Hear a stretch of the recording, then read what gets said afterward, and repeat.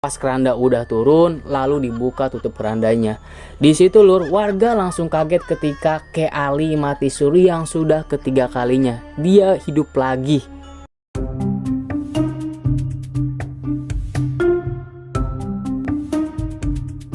Sebelum mulai, seperti biasa lur, aku mau kasih tahu dulu nih lur, segmen ingatan horor. Nah, bagi yang belum tahu ingatan horor, jadi ingatan horor adalah segmen yang dimana aku akan membawakan pengalaman horor yang dialami oleh dulur kita nih. Nah, oke lur, kisah kali ini tuh menceritakan tentang manusia yang berulang kali selamat dari kematian.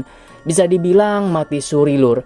Tapi dia ini mengalami mati surinya bukan sekali atau dua kali doang lur, tapi berkali-kali. Nah, kok bisa ya kan? Mati suri aja udah kayak minum obat sehari 3 kali. Oke lur, tanpa berlama-lama kita langsung aja masuk ke ceritanya. Cekicrot. Innalillahi wa inna ilaihi rojiun. Telah meninggal dunia Kek Ali yang bertempat di RT 6 RW 2. Mohon untuk para warga yang bersedia memandikan, menyolatkan, dan menggali kuburan untuk berkumpul di masjid sekarang. Terima kasih. Mendengar suara keras dari toa, para warga pun berkumpul di rumah Kek Ali dan membawa Kek Ali ke masjid lur. Nah, kemudian Kek Ali ini pun mulai tuh dimandikan oleh beberapa warga di masjid, lalu disolatkan. Nah, di sana ini ada beberapa warga dan ada 4 anak Kek Ali nih yang bernama Salma, Ilham, Salsa, dan Robi. Bi, Kek Ali meninggal karena apa? Gak tahu mang, saat tidur Abah sudah gak bangun-bangun. Lalu lur, setelah Kek Ali selesai dimandikan dan disolatkan, kemudian Kek Ali pun dibawa tuh menggunakan keranda menuju ke tempat peristirahatan terakhirnya untuk dimakamkan. Nah, setelah sampai, tutup keranda pun dibuka lah tuh. Kek Ali pun digotong dan diberikan ke si Robi, Ilham, dan satu warga yang sudah turun di liang lahat. Lalu setelah almarhum Kek Ali sudah ditidurkan di dalam liang lahat, Robi pun memulai mengazankan Kek Ali. Allahu Akbar, Allahu Akbar. Nah, seperti biasa, para warga yang hadir di sana menyaut bait pertama azan si Robi lur. Tapi nggak cuman warga doang lur yang membalas lantunan azan si Robi ini. Tapi almarhum Kek Ali juga yang sudah di liang lahat tiba-tiba membalas azan Robi. Iya lur, tiba-tiba Kek Ali mengeluarkan suara yang bertanda Kek Ali ini sadar kembali. Warga pun spontan menyebut astagfirullah. Mereka semua nggak percaya sama yang dilihatnya lur. Tapi ya ketika orang-orang yang panik ini melihat Kek Ali yang tiba-tiba sadar, mereka pun dikejutkan kembali lur ketika tiba-tiba ada seekor harimau dari kebun yang tiba-tiba datang menghampiri mereka. Baik, kembalilah. Jangan menakut-nakuti orang di sini. Mendengar ucapan Kek Ali seperti itu, tiba-tiba harimau itu pun pergi menuruti ucapan Kek Ali, lalu meninggalkan pemakaman. Singkat cerita, para warga pun kembali melakukan aktivitas mereka sendiri-sendiri lur. Nah, sedangkan Kek Ali dan 4 anaknya yaitu Robi, Ilham, Salsa, dan Salma pulang tuh ke rumah mereka. Lalu pas di rumah, Kek Ali pun duduk di dapur rumah. Lalu Robi dan ketiga anaknya pun menghampiri Kek Ali. Pak, apa yang Bapak alami saat meninggal? Bapak tidak bisa merasakan apa-apa. Bapak juga tidak memimpikan apa-apa. Tapi dulu Bi, waktu Bapak ikut berperang melawan penjajah, Bapak juga pernah beberapa kali mengalami kematian seperti ini. Tapi saat ditembak penjajah, Bapak tidak merasakan sakit apapun Bi. Nah, singkat cerita, di saat Robi menanyakan beberapa pertanyaan lagi ke bapaknya tersebut lur, tiba-tiba Kek Ali tertidur di bangku saat mengobrol dengan Robi dan Salma. Gelas yang dipegang juga ikutan jatuh lur. Nah, melihat itu Robi pun langsung tuh menggendong bapaknya ke kamar. Singkat cerita, setelah beberapa hari Kek Ali ini enggak sadar-sadar, Robi pun mengambil inisiatif untuk melaporkan ke Pak RT. Nah, akhirnya Robi pun menghampiri Pak RT dan meminta tolong untuk mengumumkan bahwa Kek Ali sudah meninggal dunia kembali. Singkat cerita, Kek Ali pun dibawa ke masjid untuk dimandikan dan disolatkan jenazahnya lur. Tapi tiba-tiba lur, di saat Kek Ali ini dimandikan, tiba-tiba Kek Ali ini sadar kembali. Dan di luar masjid terdengar teriakan warga yang kaget melihat ada harimau yang mondar-mandir di pekarangan masjid. Baik, sudah ku bilang, jangan menakut-nakuti mereka. Nah, mendengar suara Kek Ali, akhirnya harimau itu pun pergi lur. Nah, lalu setelah kejadian tersebut, para warga pun kembali lagi beraktivitas seperti biasanya. Dan kematian Kek Ali yang sudah kedua kalinya terjadi. Nah, setelah itu Kek Ali pun juga pulang ke rumahnya. Di rumah, Kek Ali melanjutkan penjelasan yang belum lengkap saat kemarin. Seperti yang Bapak jelaskan kemarin, Bi. Bapak ini punya penjaga, jadi Bapak akan susah melewati kematian. Ya sudah Pak, sekarang mah jangan dipikirkan.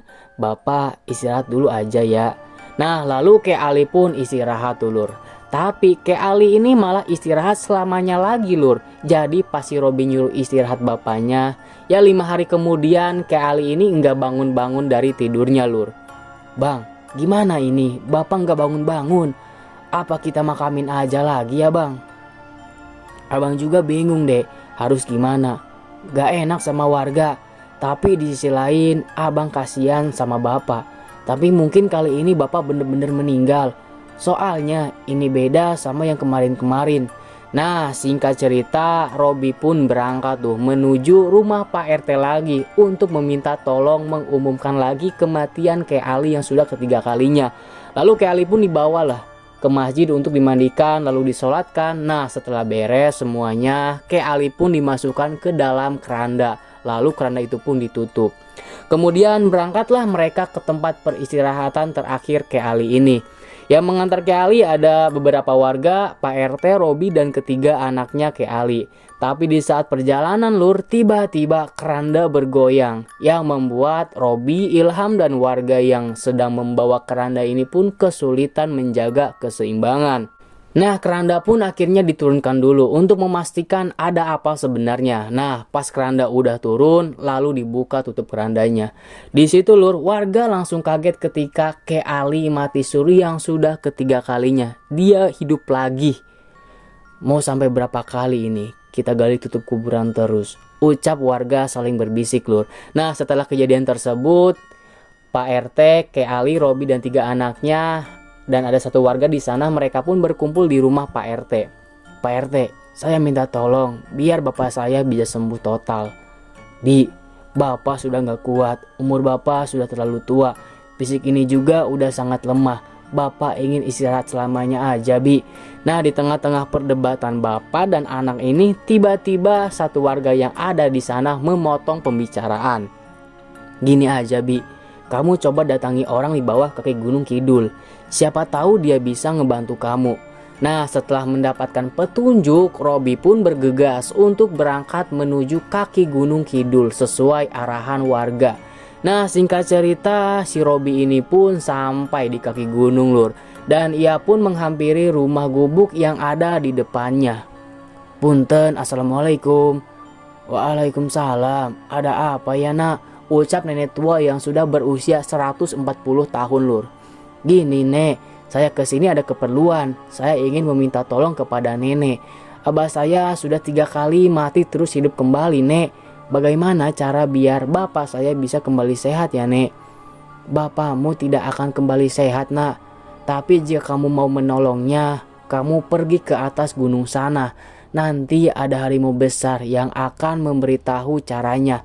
Tapi sebelum ke sana, tunggu dulu sebentar. Nenek mau ngasih oleh-oleh buat kamu nak. Nah, setelah menunggu, nenek itu pun keluar lur, memberikan air ke si Robi. Minumlah air ini nak. Ini akan membantumu dalam hidup. Robi pun meminum tuh air tersebut lur. Lalu setelah mendapatkan petunjuk dari nenek tua, Robi pun bergegas OTW menuju atas gunung. Kemudian setelah 1 hari perjalanan, Robi pun akhirnya sampai di atas gunung.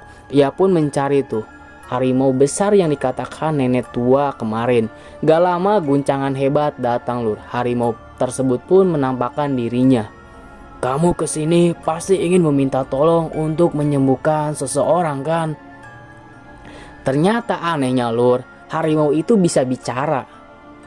Iya, tolong beritahu saya bagaimana caranya agar bapak saya bisa sembuh. Orang itu tidak akan bisa sembuh. Sudah banyak orang yang datang ke sini untuk meminta tolong yang sama persis seperti kamu. Tapi kalau kamu mau orang itu bisa istirahat dengan tenang, kamu penggal kepalanya, lalu pisahkan di seberang sungai, baru kuburkan badannya. Apa hanya itu caranya?